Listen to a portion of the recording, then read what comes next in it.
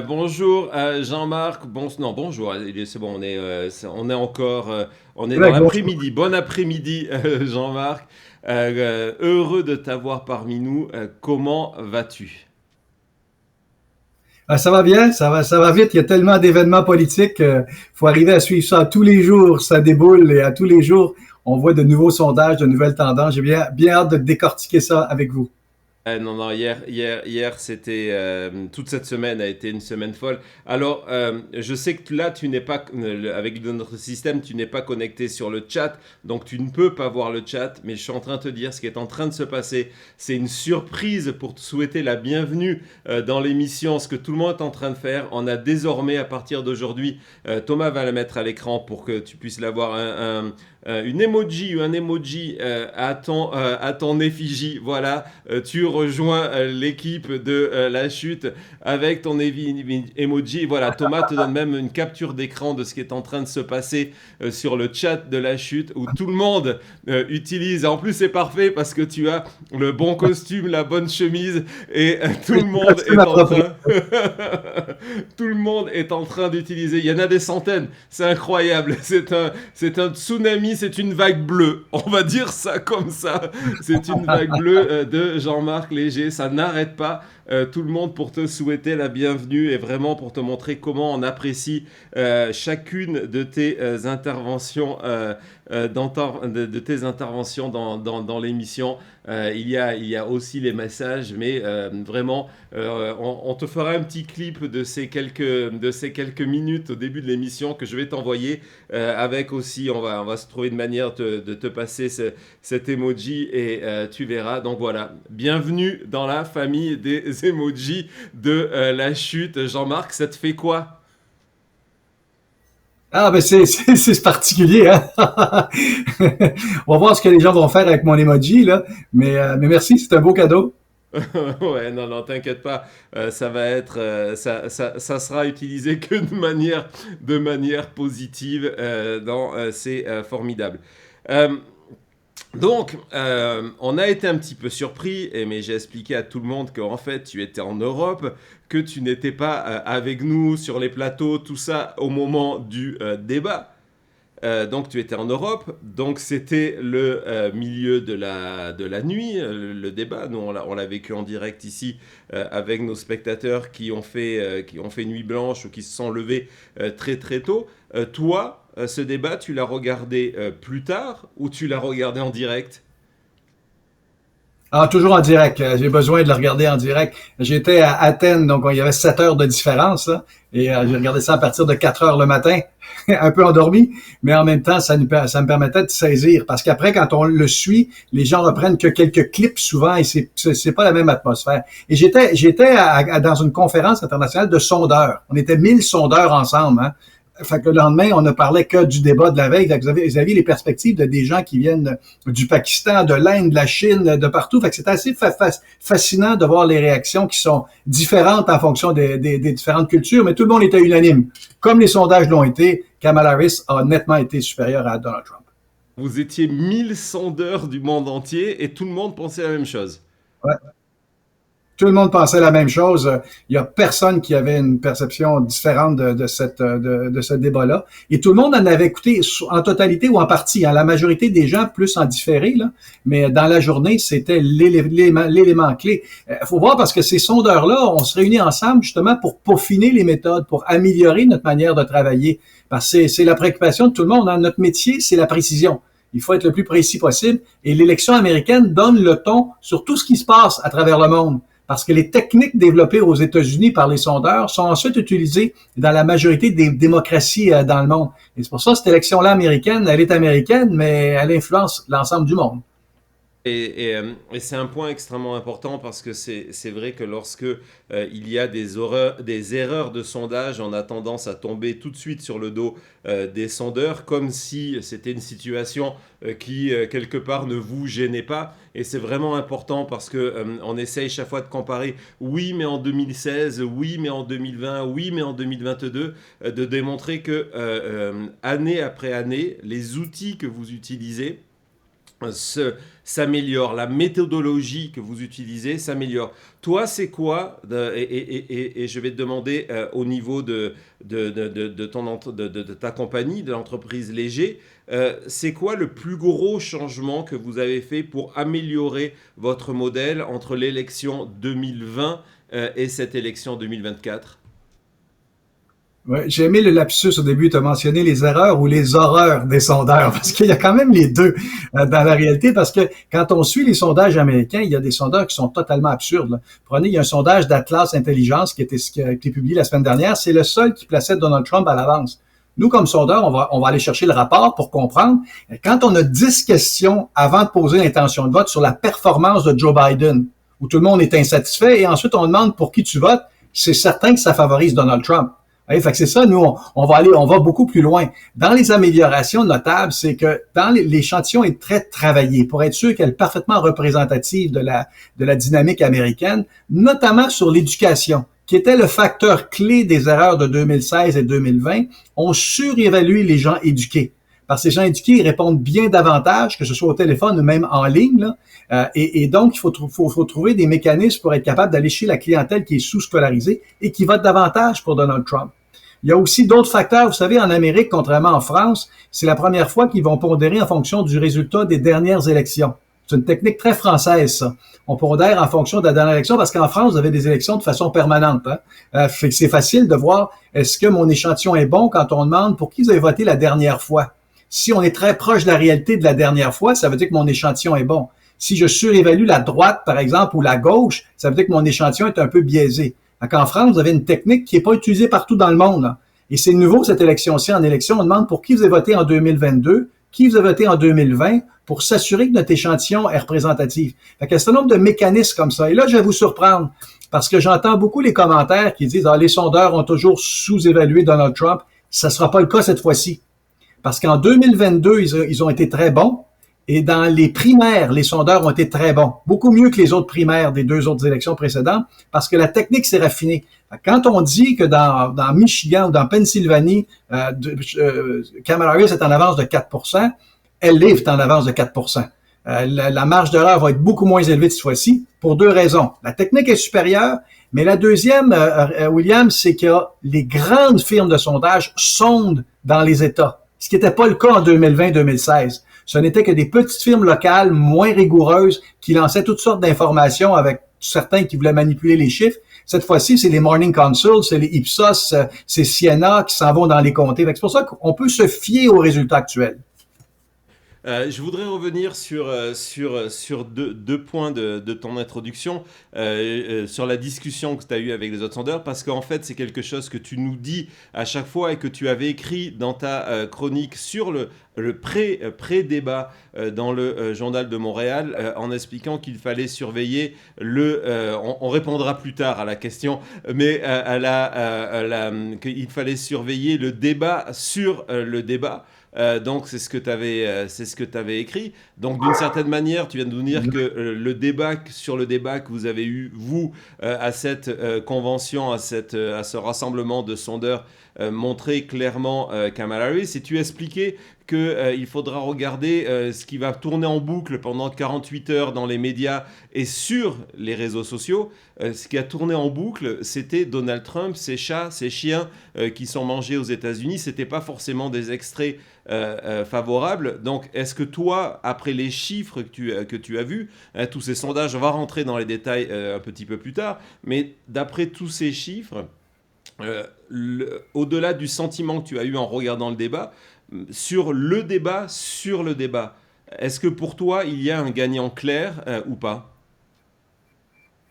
Non, il y a un gagnant clair et tous les jours, Trump, dans le fond, s'en va dans tellement de directions, c'est qu'il perd des jours à essayer de convaincre les Américains. Ça a été le parfait exemple au débat. Le lendemain du débat, le clip, c'est quoi? C'est la communauté haïtienne qui mange des chiens et des chats à Springfield, en Ohio. Vous voyez, 48 heures de temps, ça a été le clip qui a été repris. C'est un peu absurde. Là. Et en plus, c'est qu'ils ont renchéri, les républicains. Non pas, ils se sont pas excusés, ils sont allés plus loin encore. Fait que c'est assez aberrant parce que tout ça crée une drôle de dynamique Et ce que ça favorise toujours, c'est Mme Harris, qui est une candidate plus normale, là, hein, versus M. Trump, qui a tous les jours, dans le fond, est dans le chaos. Aujourd'hui, c'est encore la même chose avec son candidat comme gouverneur en Caroline du Nord, où ça a été Laura Loomer il y a quelques jours.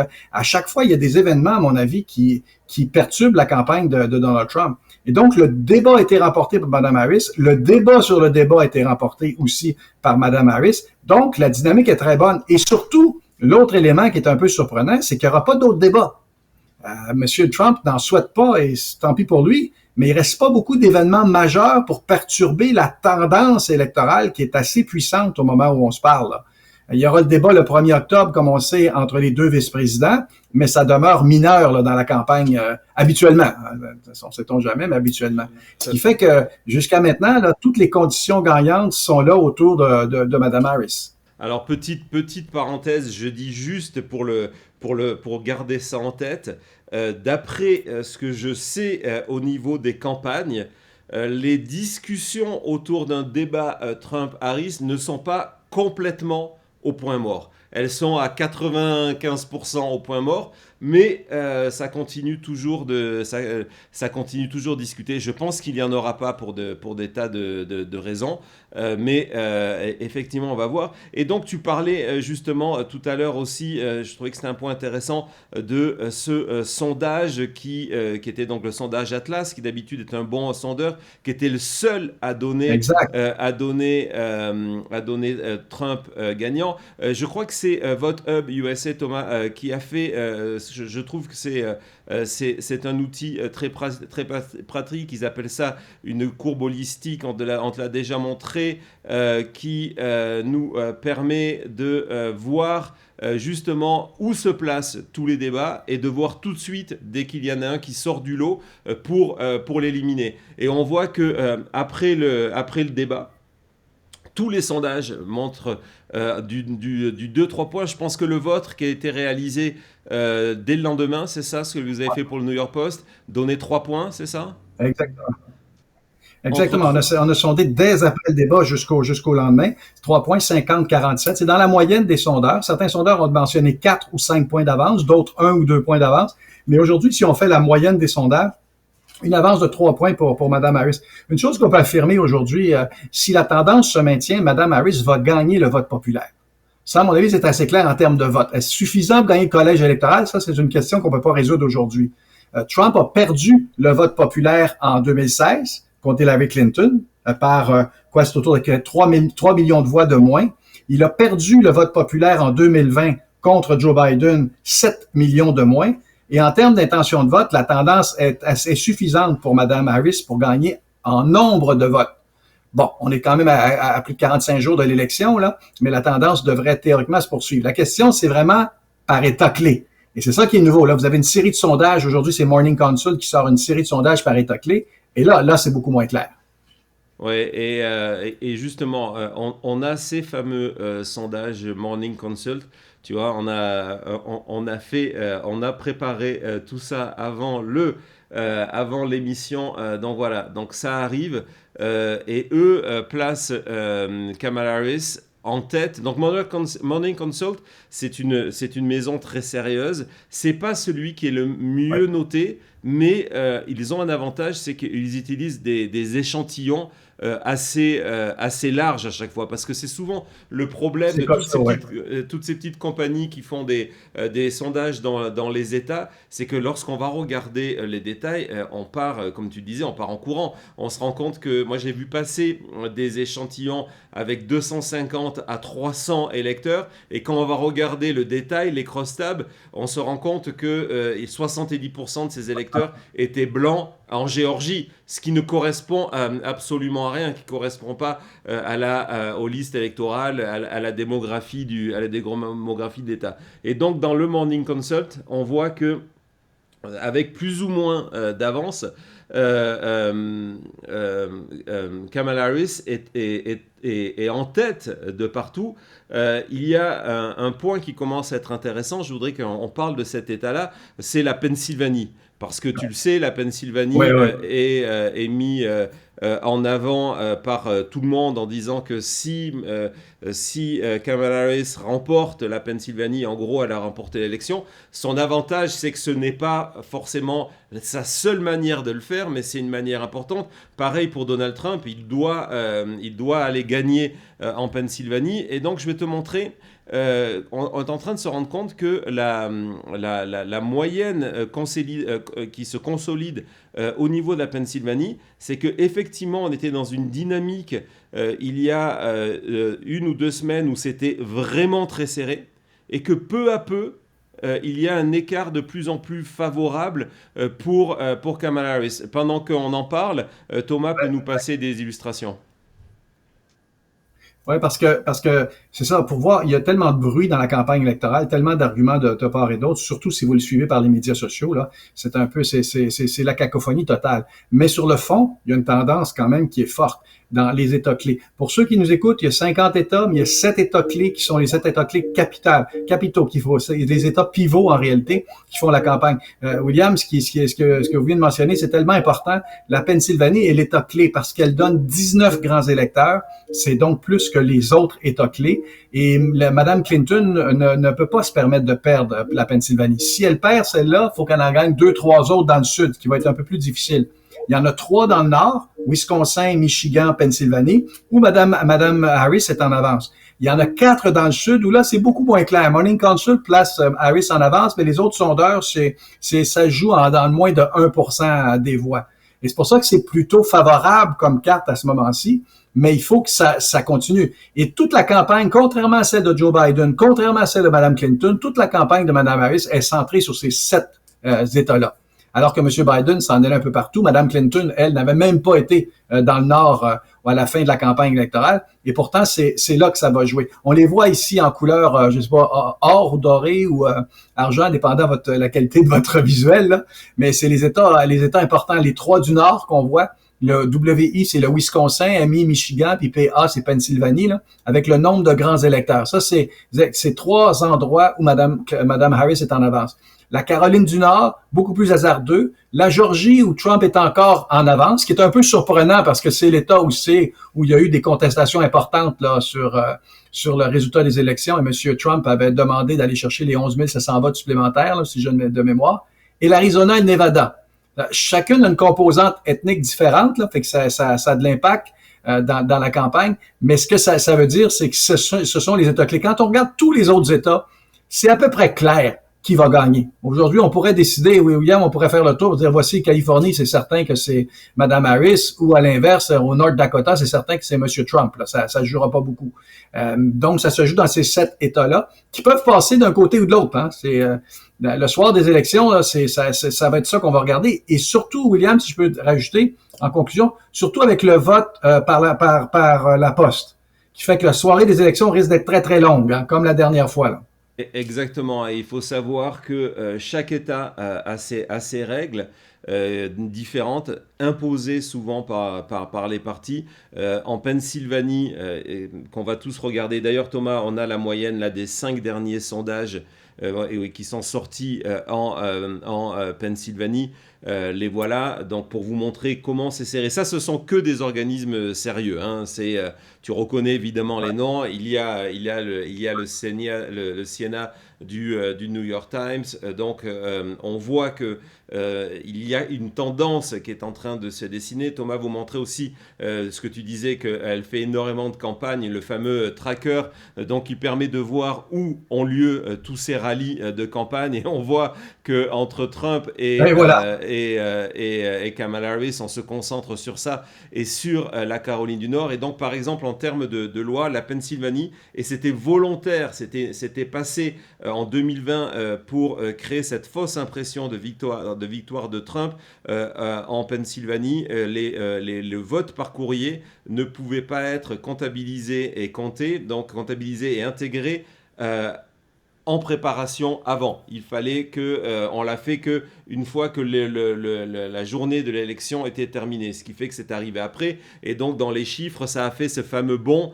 en faveur de Biden parce que c'était essentiellement un vent démocrate. En Caroline du Nord, par exemple, qu'on va énormément surveiller le soir de l'élection, eux, ils ont une loi pour donner les résultats le plus rapidement possible. Donc ces bulletins vont être comptabilisés et triés avant, de telle sorte qu'ils vont pouvoir intégrer tout de suite les résultats dans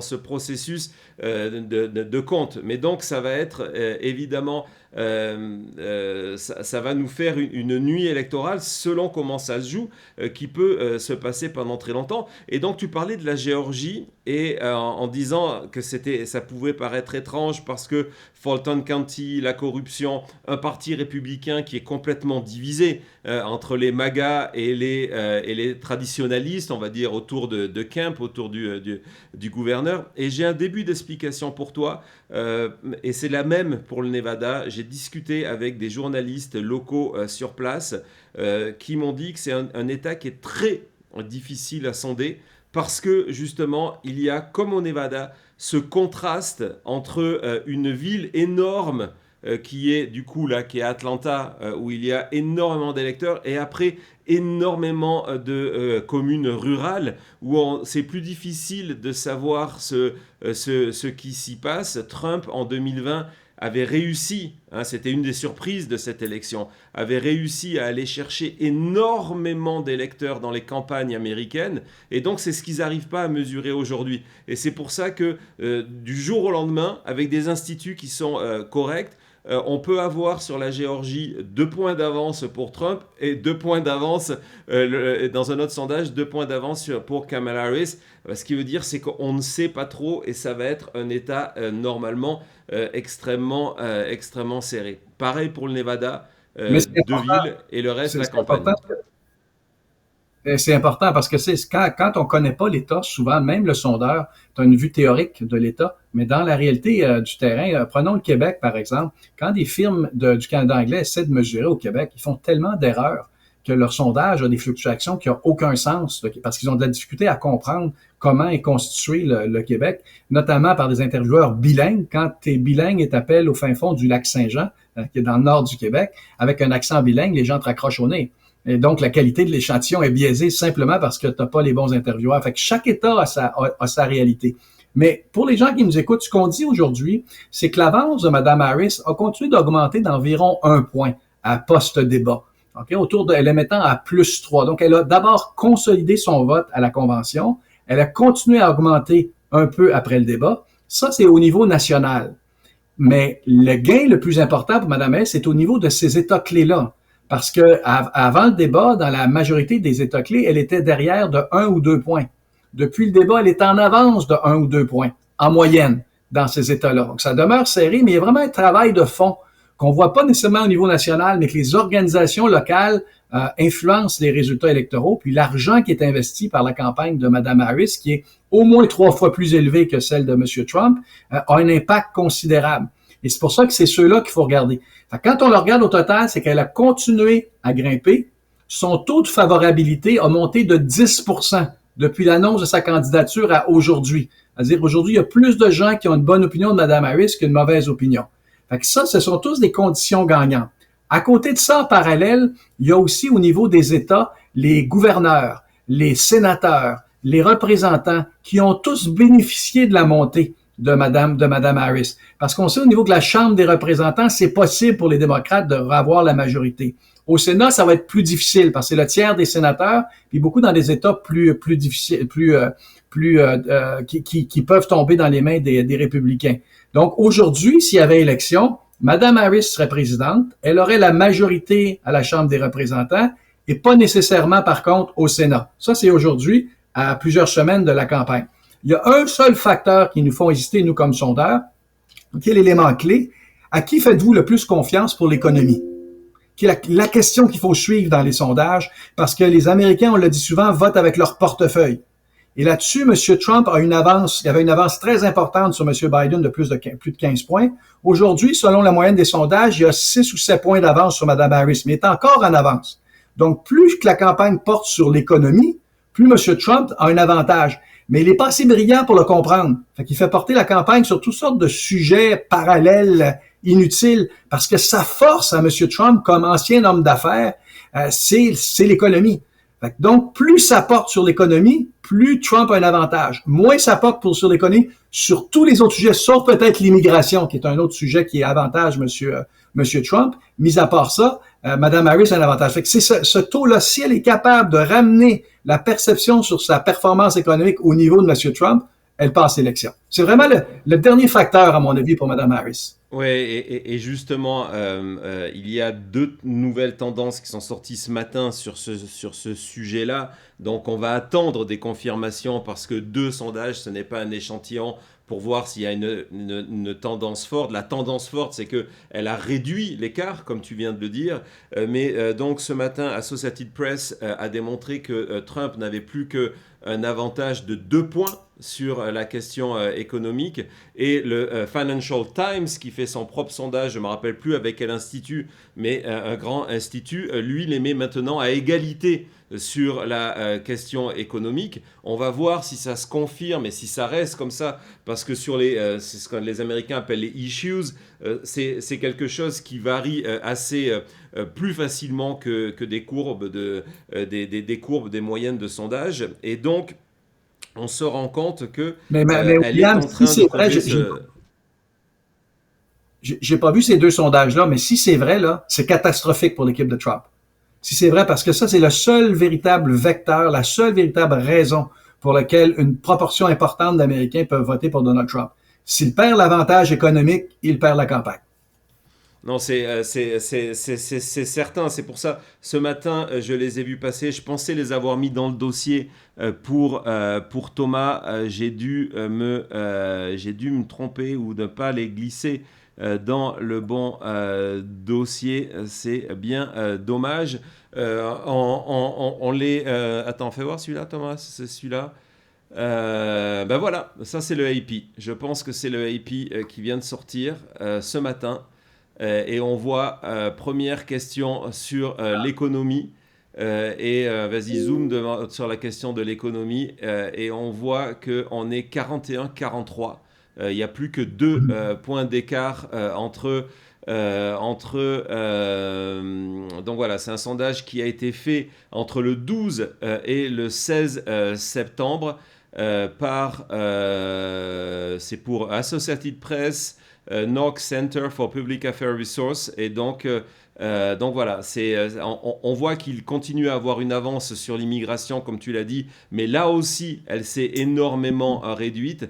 Par contre, sur l'avortement, par exemple, Donald Trump n'existe plus, que sur les sécurités, sur les armes, Donald Trump n'est plus en course. Sur la criminalité, sur les crimes aux États-Unis, Kamala Harris est désormais devant Donald Trump, le parti de loi et de l'ordre, et donc plus que 2 points sur la question économique. Il est fou ce sondage.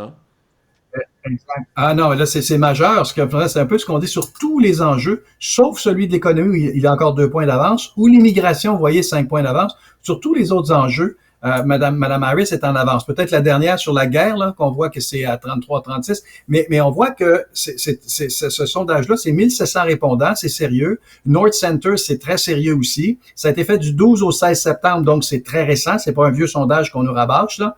Donc, cette donnée-là, ici, là, c'est majeur parce que faut comprendre comment fonctionne l'opinion publique. D'abord, c'est un indice de favorabilité. Est-ce que tu as un préjugé favorable à l'égard de Mme Harris? Une hausse de 10 points, comme je l'ai dit tantôt, alors que M. Trump a le même taux, 42% de favorabilité, depuis 2 ans. Okay? Ça a descendu 2 points dans ses procès, monté 2 points après ses attentats. C'est relativement stable. On le connaît, Donald Trump. Ça changera pas la perception sur Donald Trump. Pour Mme Harris, c'est différent. Elle s'est fait connaître davantage.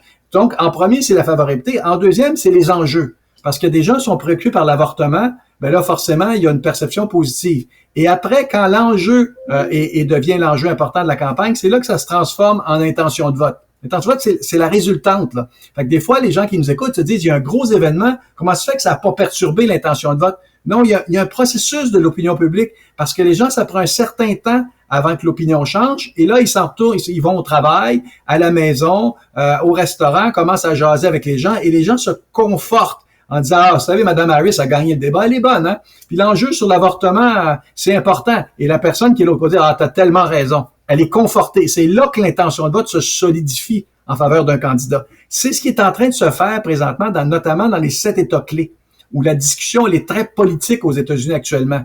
Et les gens sont en train de se forger l'opinion. Et l'opinion qui est un peu du jello en début de campagne, aujourd'hui, de plus en plus, ça se renforce. Et les gens prennent véritablement position. Et c'est pour ça que pour M. Trump, c'est très difficile parce que la tendance, elle est pro-Harris. Et c'est pas facile de la casser, cette tendance-là, surtout quand on arrive près d'élections, parce que les gens savent qu'ils vont voter prochainement. D'ailleurs, il y a des gens qui ont déjà commencé à voter, hein, William?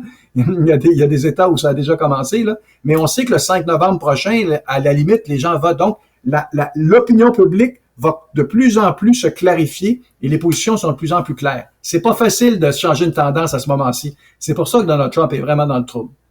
Ouais, mais s'il me permet, William, d'ajouter quelque chose, il y a eu 10 événements, 2 processus de destitution, 5 procès majeurs, 2 attentats, un président qui a démissionné. On a vécu 10 événements de campagne qui, normalement, un seul événement devrait perturber complètement les intentions de vote. Donc, il risque d'en avoir un autre si la tendance se maintient. Oui, il reste 46 jours, mais le point le plus important, c'est de se dire que le vote a commencé et toute la communication, on l'a vu hier soir, on a suivi en direct l'émission spéciale de Oprah Winfrey avec Kamala Harris, et toute la discussion était de dire allez voter dès que c'est possible, allez voter tôt. Et il faut savoir que c'est un facteur qui est extrêmement important. C'est dur de comparer en termes de chiffres avec 2020 parce qu'en 2020 il y avait Covid, donc beaucoup de gens ont voté en avance par courrier. Les proportions ne seront pas les mêmes cette fois-ci, mais il y avait plus de la moitié des électeurs qui avaient voté avant le jour de l'élection. Et donc c'est vrai que plus le calendrier avance, plus c'est une difficulté pour Donald Trump, parce que oui, il peut y avoir encore des événements majeurs, mais une fois que les gens ont voté, ils ne peuvent pas retourner et de dire est-ce que vous pouvez nous rendre notre bulletin, on va le changer. Et donc c'est important qu'en ce moment, la tendance nous permette de dire, bah tiens, en ce moment, la tendance, elle est favorable à Kamala Harris, ce qui veut dire que au niveau des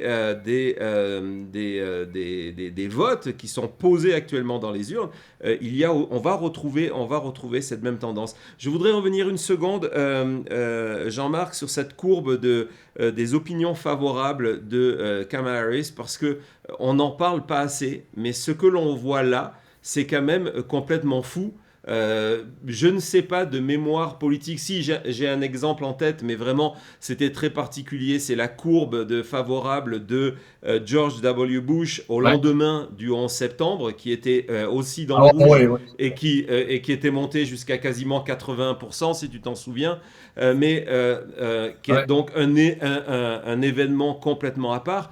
En termes politiques, il faut savoir que lorsque Kamala Harris, c'est les moyennes ici, lorsque Kamala Harris rentre en campagne, elle a en moyenne, elle est à moins 17, Jean-Marc, dans les opinions, et elle a réussi en 2 mois à passer, on voit cette montée-là, en termes d'opinion favorable en général, dans un pays qui est divisé. Je trouve que c'est un point qu'on souligne pas assez. Quand tu vois cette courbe, tu penses à quoi? Ben, exact. C'est important parce que c'est le premier facteur qui influence l'opinion publique. Là, il faut faire attention. La courbe, vous voyez, on dirait que c'est juste à la fin qu'elle a grimpé, là. Mais regardez, c'est janvier 2022, 2023, 2024. Là où ça commence à grimper, c'est là où elle annonce sa candidature. Elle était à 37% à ce moment-là, sur ce graphique-là, et c'est la moyenne des sondages. Elle est à 47%, 46,7, 10 points de plus aujourd'hui. Cette montée-là, elle est phénoménale dans une campagne électorale. Elle a fait jusqu'à maintenant, William, un sans faute, hein, parce que les attentes n'étaient pas nécessairement très élevées au moment de son choix. Rappelez-vous le moment où elle a annoncé sa candidature, on se dit, est-ce qu'elle est assez solide? 24 heures après, tous les bons du Parti démocrate l'avaient appuyée. Ensuite de ça, elle a fait une convention qui est impeccable. Elle a fait un débat elle a fait un discours à la convention qui était au-delà des attentes. Elle a fait un débat qui était aussi au-delà des attentes. Donc, à tout égard, jusqu'à maintenant, c'est impeccable. Et ce graphique que vous voyez là, c'est celui qui est précurseur à tout le reste. Il faut déjà d'abord que tu aies une bonne opinion pour pouvoir voter. Après, pour certaines personnes, tu vas voter pour le moins pire. Mais dans un premier temps, tu as cet élan-là qui est là. Fait que ce momentum-là, c'est difficile de créer ça dans une campagne électorale, mais c'est aussi difficile de le casser, de casser cette dynamique-là. Ça prend un événement important pour casser. Normalement, il va atteindre un plafond. Parce qu'à 47%, elle a 49% d'intention de vote. Là, normalement, là, les deux courbes vont se rejoindre là, au cours des prochains jours. Elle a 49-50. Dans mon sondage, moi, c'était 50-47. Là. Et dernier élément là-dessus, les sondeurs actuels donnent en moyenne justement 50-47.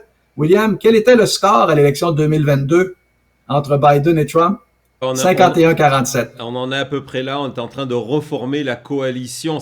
On sent que dans sa campagne, c'est vraiment le but, c'est de reformer la coalition Biden. Exactement. Et de l'autre côté, Donald Trump a obtenu 46% en 2016, 47% en 2020 et aujourd'hui il est à 47%. Tout au long de sa campagne et dans son état d'esprit, il ne fait que consolider son vote. Il n'a jamais compris qu'il faut qu'il aille chercher du vote supplémentaire. Parce que sa campagne est très agressive, elle s'adresse à ses gens, ses militants sont motivés, mais en même temps, c'est insuffisant, 47% des voix. Alors que Mme Harris, elle est rendue à 50-51%, dépendant les différents sondages. Et c'est pour ça que les indices actuels, s'il y avait élection aujourd'hui, les indices diraient que pour la première fois, là, depuis une semaine ou deux, là, depuis le débat essentiellement, on peut dire que c'est possible qu'elle gagne. Avant, on disait qu'il y a une tendance, mais là, aujourd'hui, s'il y avait élection aujourd'hui, ça serait une élection de Mme Harris. On va regarder dans quelques secondes une courte vidéo de CNN qui va dans ce sens-là de l'analyse de Harry Anton. Juste sur ce niveau-là, c'est quelque chose que j'ai longtemps essayé d'expliquer sur Twitter et puis j'ai abandonné les gens qui me disent oui mais ces électeurs ils sont très motivés. Un électeur peu motivé, un électeur motivé ou un électeur très motivé, ils ont un point commun, c'est qu'ils votent tous une fois. Et donc c'est pas parce que sa base, et il a ce discours en permanence de s'adresser à sa base, est extrêmement motivé. En fin de route, c'est pareil. Et sa campagne ne s'adresse qu'à sa base, consolider sa base, parler à sa base. Et c'est problématique parce que ce n'est pas comme ça. On sait qu'une élection américaine se gagne. Pour terminer sur cette courbe d'intention favorable, hier soir, justement, dans l'émission d'Oprah Winfrey et de Kamala Harris, il y avait un des invités qui faisait remarquer ce point, c'est que le premier réflexe, les gens sont allés sur Kamala Harris en disant c'est contre Trump et que maintenant, et je crois que c'est ce qu'on voit dans cette courbe et dans ces sondages et dans cette progression constante, c'est que peu à peu, on a le sentiment que les électeurs vont sur Kamala Harris pour Kamala Harris. Évidemment, il y a le vote contre Trump, etc. Mais je trouve que sa performance, quand tu disais l'absence d'erreur, c'est qu'elle a réussi à exister pour elle et à rassembler autour de ce qu'elle représente. Oui, puis j'ajouterais que sa campagne est impeccable pour une raison, à mon avis. C'est que d'abord, quand elle a pris contrôle de la campagne démocrate, elle a gardé les mêmes organisateurs que M. Biden, sauf une personne clé qui s'appelle David Plouffe, qui était l'organisateur des campagnes à succès de Barack Obama, qui était beaucoup plus clair, beaucoup plus agressif à l'égard de Donald Trump et qui a donné un ton à la campagne qui était différente. Ça, c'était un changement radical. Et on juge souvent des leaders à son entourage. L'entourage de Mme Harris actuellement est assez solide. Elle répond. Elle répond à la campagne. Ils font les gestes nécessaires. Je rajouterais un point, ce que mentionné, c'est vrai qu'on votait contre Trump. Aujourd'hui, on vote pour Mme Harris, mais en élection, William, j'ai appris une chose, c'est que les électeurs votent d'abord pour eux-mêmes. Lequel des deux va me donner à moi, et surtout très américain, très égaux, là, qu'est-ce que ça me donne à moi de voter pour Kamala Harris? Ça, c'est le dernier, le closing argument. À la fin, là. Qu'est-ce que ça me donne? Quand l'électeur entre, il va voter. C'est énervant, les voter. À moi, je vote depuis que j'ai 18 ans aussi, là. À chaque fois, je suis fébrile quand je m'en vais voter. C'est énervant. On se met en ligne. On attend. On arrive, on nous donne le bulletin de vote. On va être sûr de ne pas se tromper. Mais quand on entre dans l'isoloir, qu'est-ce qu'on a en tête? Et c'est ça la clé. C'est ça qu'au cours des prochaines semaines, il faut qu'elle établisse. Parce que oui, le préjugé est favorable, mais c'est quoi l'argument? Est-ce que mon avenir va être meilleur si je mets un X à côté de Kamala Harris? C'est ça la clé finale, là. Ce qu'on appelle le ballot box question, la question de l'urne en français. Et c'est ça qu'elle doit concrétiser, parce qu'actuellement, les arguments plus généraux sur l'avortement, sur la démocratie, tout ça, ça, à mon avis, c'est fait comme travail, mais c'est pas suffisant. C'est une condition nécessaire, mais insuffisante.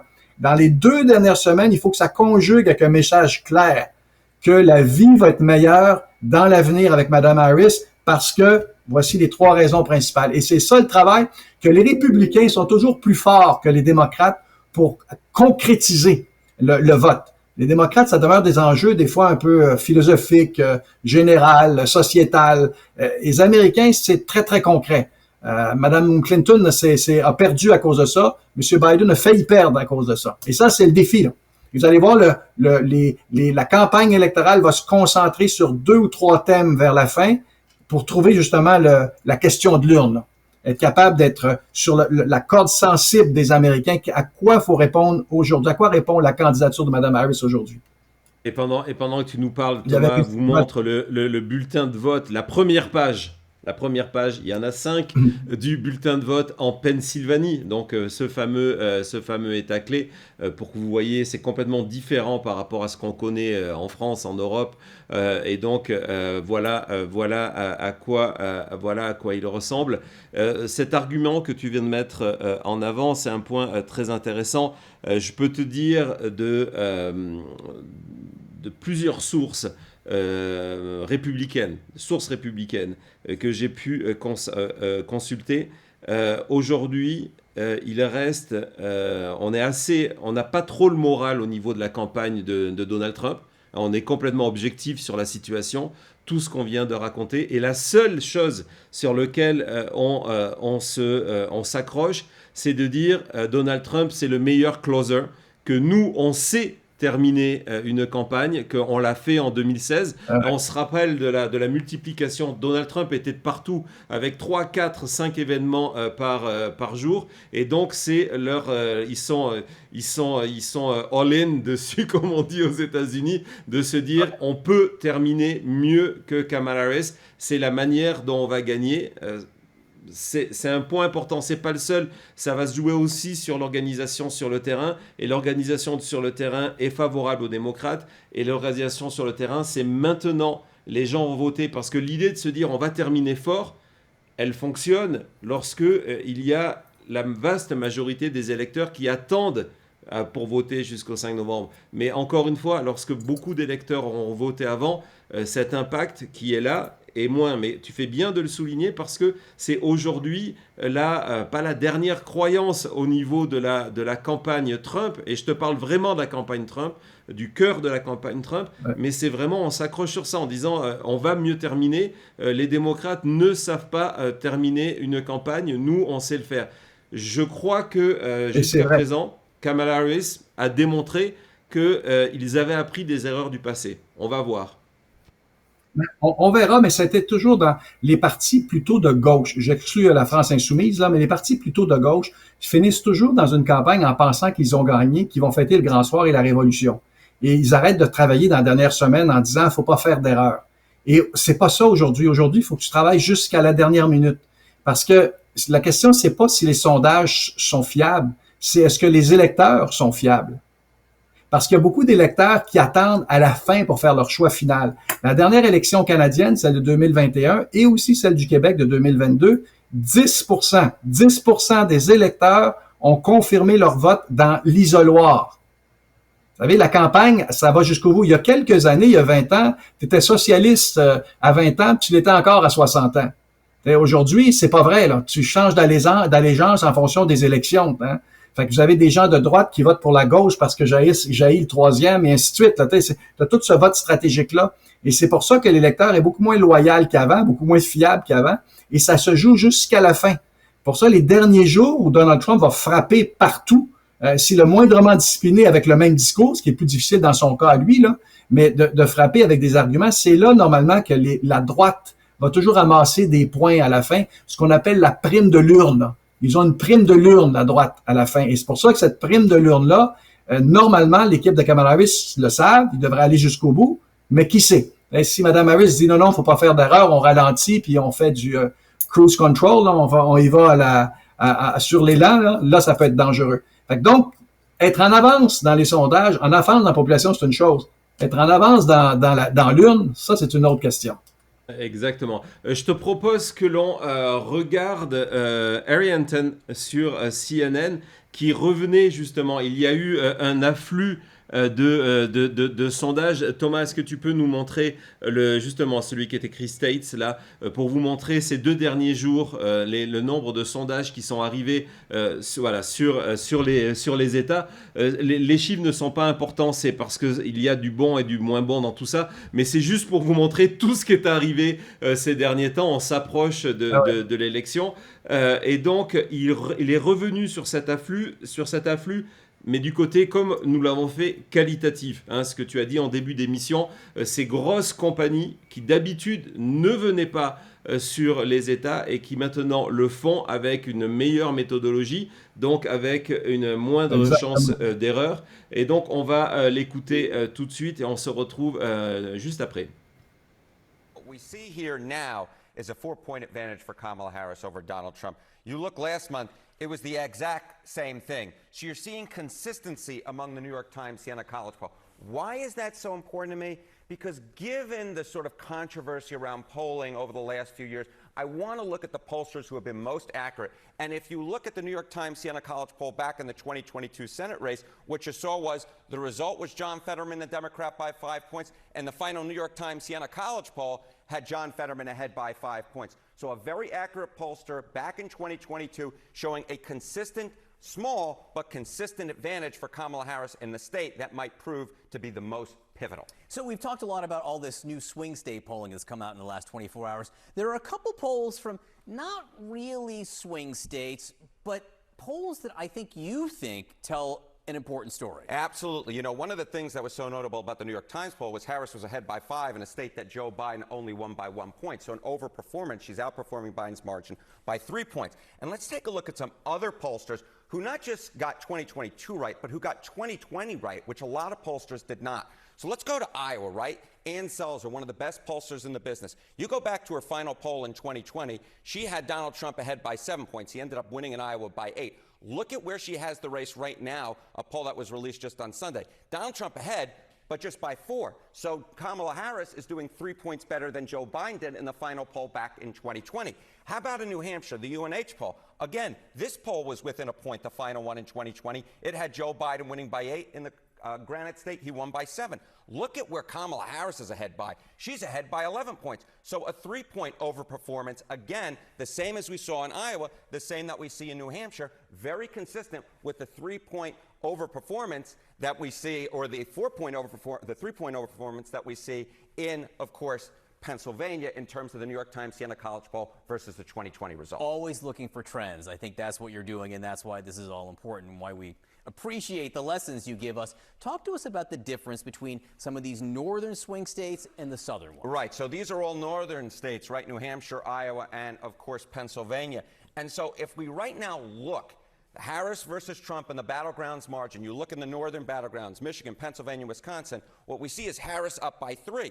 If you look in the Sun Belt battleground states, Arizona, Georgia, Nevada, and North Carolina, we see a tied race. So Harris doing better in those northern battleground states than she's doing in those southern battleground states. And again, John, so pivotal. The electoral map, the race to 270.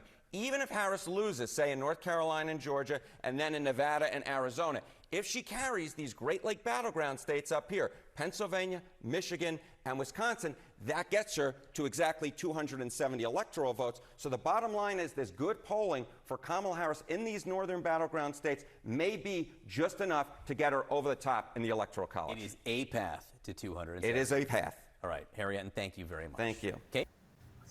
Ouais, donc voilà, dans les points à retenir qui rejoignent ce que tu dis, c'est ce fameux comparatif. On se rend compte que désormais, les instituts de sondage qui donnent des points d'avance à Kamala Harris dans ces États, le Michigan, la Pennsylvanie, le Wisconsin, toute la ceinture de la rouille, le Rust Belt, on compare avec leurs prédictions en 2020.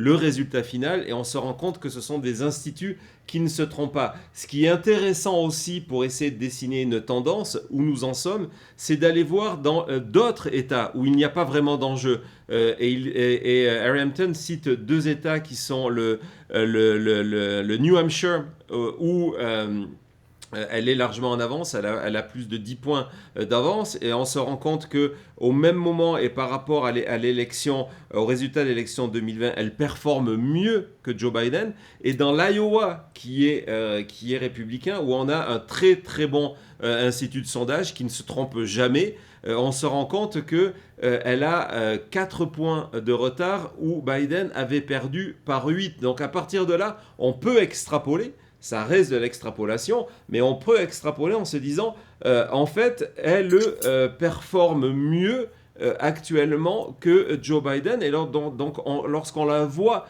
en avance de 4 points en Pennsylvanie, ce fameux État qui est crucial, on se dit, finalement, c'est vraiment la situation sur le terrain aujourd'hui. On rappelle que les sondages sont un instantané du moment. C'est ça, Jean-Marc. C'est pas un outil prédictif pour l'instant. Non, mais c'est pour ça qu'il faut regarder les bonnes firmes et la tendance. Ce qu'il a dit tout à l'heure, j'aime beaucoup Harry de CNN parce que ça vaut la peine aussi de l'écouter parce qu'il nous donne des informations qui sont percutantes, là. Ce qu'il dit, c'est que c'est dans les 3 États du Nord, elle est en avance et c'est suffisant pour gagner la présidentielle. Ça, c'est ce qu'il nous dit. Il nous mentionne aussi les sondeurs. Quand on compare les sondeurs qui sont cohérents et crédibles et qu'on regarde des tendances, on peut s'y fier. Le problème aux États-Unis, c'est le bruit. Il y a toutes sortes de sondages. Il faut comprendre, les gens qui nous écoutent, c'est que chaque candidat va dépenser à peu près $1 milliard dans cette campagne-là. Au total, si j'ai les super PAC et tout ça, là. Et il y a des centaines de millions qui s'en vont en sondage. Fait que donc, ils ont des instituts de sondage, là, qui sont là, qui créent même eux-mêmes, qui publient les sondages. Prenez Rasmussen, là, qui doit faire beaucoup de sondages avec les républicains parce que ses résultats sont toujours out. Trafalgar, la même chose. C'est des firmes qu'ils publient, mais tu peux pas te fier sur le résultat. Parce qu'ils sont tôt. Il y en a aussi du côté démocrate, des firmes où tu vois que c'est toujours trop démocrate. Quand on enlève ce bruit-là, puis on regarde les instituts qui sont les mieux cotés, allez sur le site de 538.com, là, vous allez voir, il y a une cote que chacun des instituts de sondage ont. Vous voyez lesquels sont les meilleurs et suivez les meilleurs. Et ça vous permet d'avoir une évaluation plus précise. Mais tout ça pour dire, ça, tout ce qu'on dit depuis le début, William, c'est ce qu'il dit dans son intervention. C'est ça la dynamique. C'est favorable à Mme Harris aujourd'hui. Et ce sera pas facile pour M. Trump d'arrêter cette tendance-là qui est à la hausse. Pas impossible, mais ce sera pas facile. Alors c'est formidable que tu parles de Rasmussen comme institut de sondage qui est cité par Donald Trump tous les jours. Il a cité aussi il y a quelques semaines Nate Silver qui est le créateur de 538 mais qui ne travaille plus pour 538 et qui vient de lancer son propre modèle et qui alors que les autres modèles qui existent, donc là maintenant on n'est plus dans les sondages, on parle de quelque chose qui est différent, qui sont des modèles de prédiction. Ils utilisent des sondages, on donne plus ou moins du poids à certains sondages, on va utiliser souvent d'autres éléments comme des mouvements démographiques, primo-sortants, etc., pour tenter de prédire. Et depuis le débat, The Economist fait ça, 538 fait ça, d'autres compagnies comme Split Ticket, qui est vraiment très bien, je vous recommande, le fait aussi, et tous montraient que Kamala Harris avait plus de chances que Donald Trump de gagner. Sauf Nate Silver, et donc forcément Trump venait le mettre en avant, et là donc ce matin il vient de publier sa nouvelle probabilité. Pour la première fois, il met Kamala Harris devant Donald Trump. On verra du coup si Donald Trump le met en avant. Mais moi, où je suis gêné, lorsque on voit, par exemple, les compagnies de sondage qu'il utilise, on doit avoir ça, Thomas, et les pondérations qu'il donne à chaque compagnie. Voilà, on voit que, par exemple, on se retrouve avec Rasmussen Reports, qui est dedans. qui est dedans, qui est dans la liste et qui lui donne en plus une influence dans son outil prédictif de 1.10, c'est-à-dire qu'au-delà de la valeur des chiffres. Et là, je me dis, il y a un problème. Angus Reid, c'est pas non plus une énorme compagnie, et donc on voit qu'il prend, contrairement à 538, il prend tous ces sondages qu'il ne faudrait pas utiliser. Et il y a une raison. Il y a une raison derrière ça, c'est que dans les 2 dernières élections, il a surévalué Donald Trump. Il veut surtout pas le surévaluer encore. Et à cause de ça, en ajoutant des sondeurs comme ça, pro-Trump, ça lui permet de limiter sa probabilité. Léger étant, et aussi, c'est pas juste cette liste-là, il y a une liste d'à peu près 40, on est là dans cette liste-là, j'étais très fier quand j'ai vu ça aussi, là. Mais parce que Nate Silver, c'est quelqu'un quand même qui a inventé cette industrie-là de la prédiction de sondage, là. Mais en même temps, il est très, très préoccupé. Parce qu'il y a 3 élections, il avait été parfait. Il avait prévu les résultats dans 50 États sur 50, avant l'arrivée de Donald Trump. 2016, il n'a pas été bon. Il a prédit une victoire de Mme Clinton contre Donald Trump, et ça avait affecté un peu sa crédibilité. Fait qu'on voit aujourd'hui qu'il est beaucoup plus conservateur. Mais à la fin, comme tout le monde, parce qu'il doute toujours que Mme Harris, à la fin, va performer, mais la tendance est suffisamment forte à cet égard-là. S'il peut revenir sur le bulletin précédent, je ne sais pas si Thomas, s'il peut revenir sur le bulletin, parce qu'il y a d'autres informations intéressantes dans ce tableau-là. Regardez, la première colonne, c'est la probabilité de gagner. Donc, pour la première fois, Mme Harris passe le 50%. Regardez la deuxième colonne, la probabilité en termes de vote, d'avoir une majorité de vote. C'est ce que je disais tout à l'heure. 72% des chances, selon lui, que Mme Harris elle a une pluralité de vote telle qu'elle, en vote compilé, sachant que M. Trump n'a jamais gagné le vote populaire, ni 2016 ni 2020. La prédiction en termes du collège électoral, 277, 261. Donc, ça demeure serré, là. Voyez, vous perdez la Pennsylvanie, puis ça vire de l'autre côté, là. Fait que c'est extrêmement serré. Et la possibilité en termes d'intention de vote, comment il gagnerait, il parle de 51-48. Vous voyez, depuis tout à l'heure, on parlait de 50-47, 51-47. On est tous dans les mêmes eaux. Fait que ces chiffres se tiennent au total. Fait que, vous voyez, l'élément clé derrière ça, c'est qu'on comprend pas son modèle de probabilité, là, c'est quoi les calculs, sont obscurs derrière ça, là. Mais au-delà de ça, on peut se fier. Mais c'est la valeur la plus conservatrice que vous pouvez avoir sur les prédictions de marché chez Silver. Une autre qui est intéressante que tu n'as pas mentionné, c'est Polymarket, qui est intéressant parce qu'il y a de l'argent derrière ça. Donc, les gens mettent de l'argent en fonction du gagnant. Et souvent, quand on place de l'argent, on réfléchit davantage avant de dire qui gagne ou qui perd. Fait que cette prédiction-là est pas si mauvaise non plus. Non, je vais faire un dossier parce que ce n'est pas le seul outil prédictif en fait en ligne, donc en fait de Paris. Il y a Polymarket et il y a une compagnie qui s'appelle Predict. Et ce qui est intéressant, c'est que on se rend compte qu'il y a une énorme différence entre les deux compagnies. Predict avait permis, grâce au volume de Paris, de prédire 2016, 2020 et même les élections intermédiaires de 2022. Et cette différence vient du fait que Predict, vous pariez de l'argent avec des cartes de crédit, etc., etc. Polymarket, c'est réservé uniquement pour l'instant sur des crypto-monnaies. Donc, ce n'est pas non plus forcément le même public qui a accès. On sait qu'aujourd'hui, la communauté de la crypto-monnaie est plus pro-Trump, très largement d'ailleurs pro-Trump. Donc, il faut voir comment ça influence. Mais c'est effectivement un outil qui est intéressant.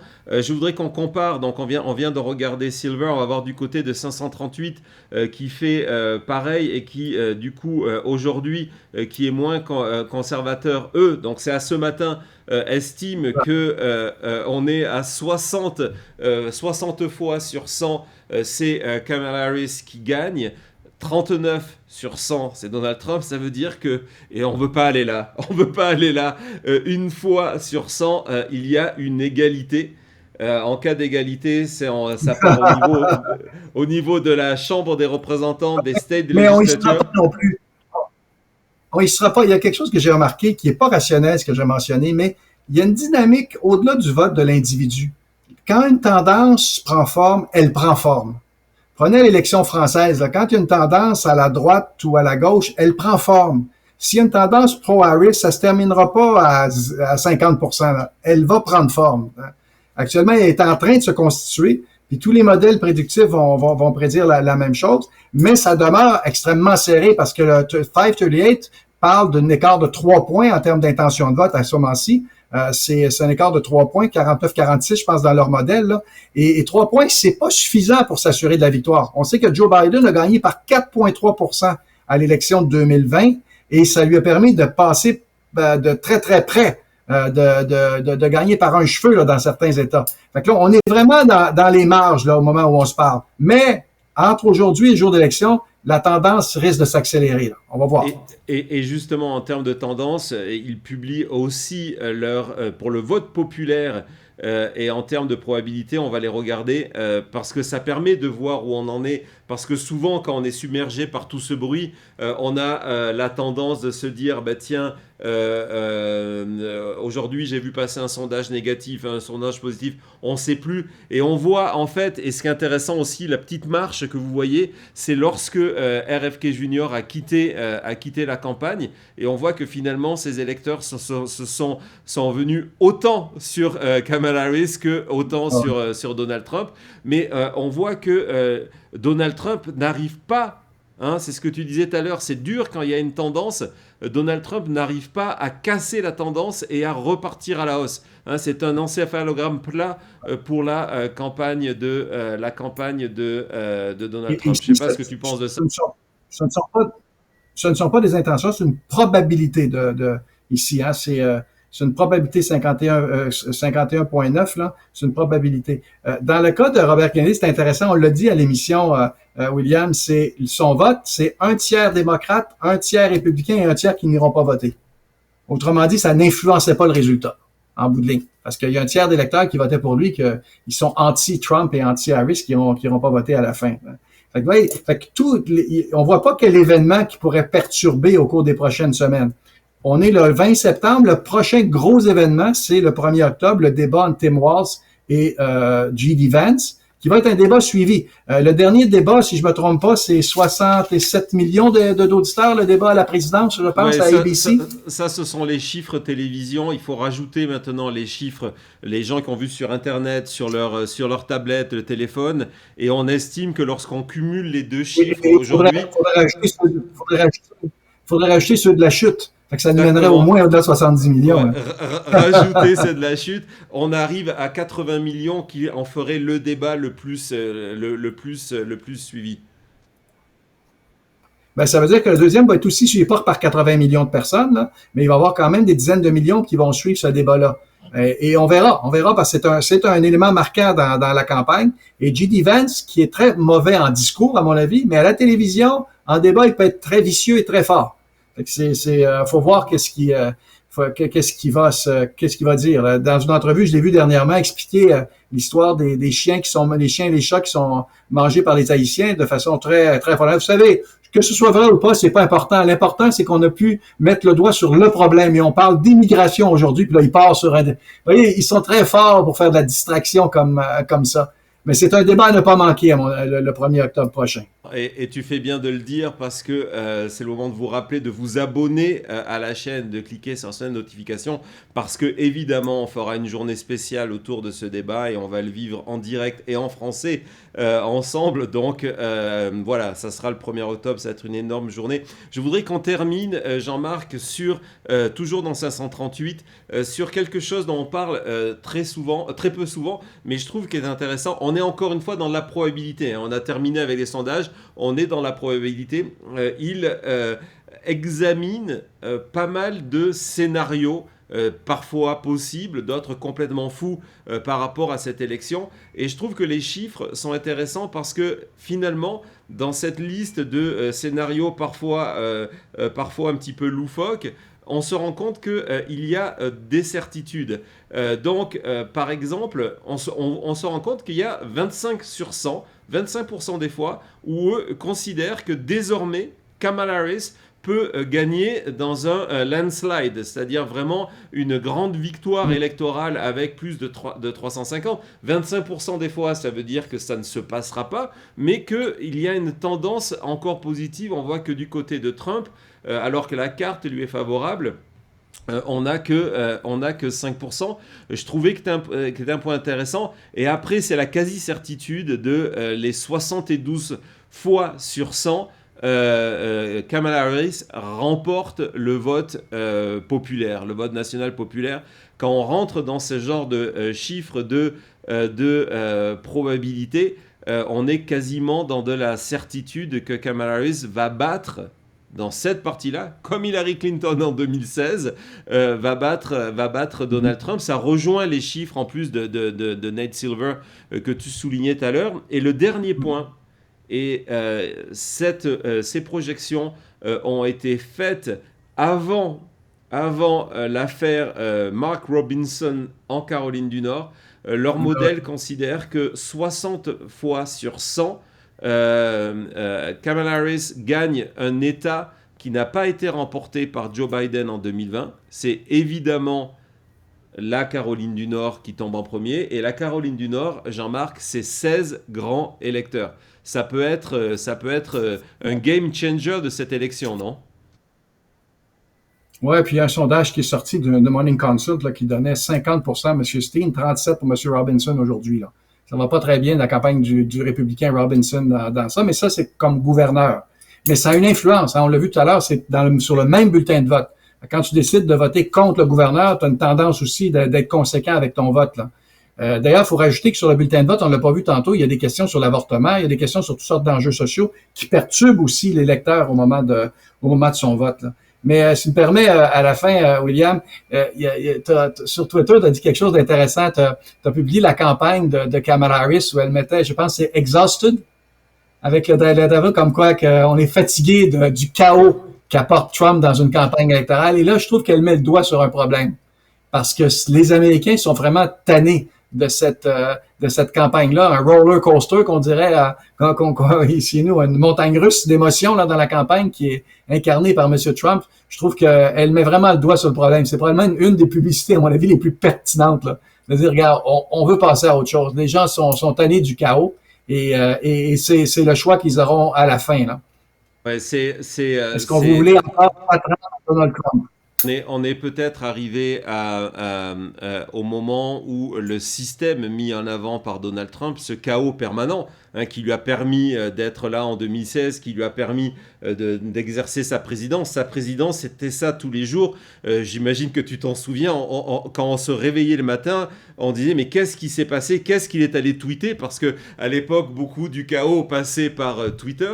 Donc on vivait tous les jours dans ce chaos et c'est un système qui lui permettait de dominer l'information, dominer l'attention. Tous les jours, c'était par rapport à Trump. On parlait de Trump, en bien, en mal, mais on ne parlait que de Trump.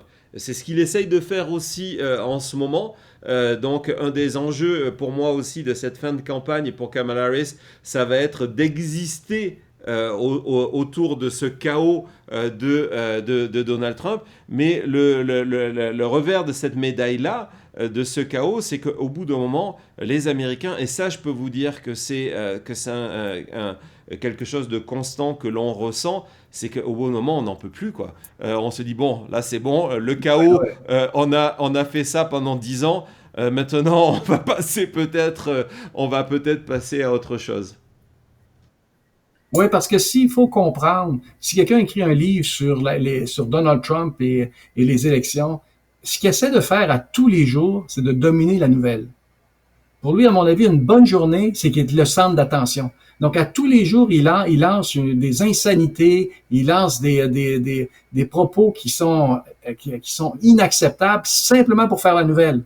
Le seul moment où il n'a pas réussi, c'est durant la convention démocrate, où là, il a été éclipsé pendant 4-5 jours à l'arrivée de Madame Harris, là, et on a vu là, que ça a été très difficile pour lui. Donc, c'est un politicien comme ça qui prévoit pas les 4 prochaines années. Sa seule préoccupation, c'est quoi le coup de pub qu'il va faire demain.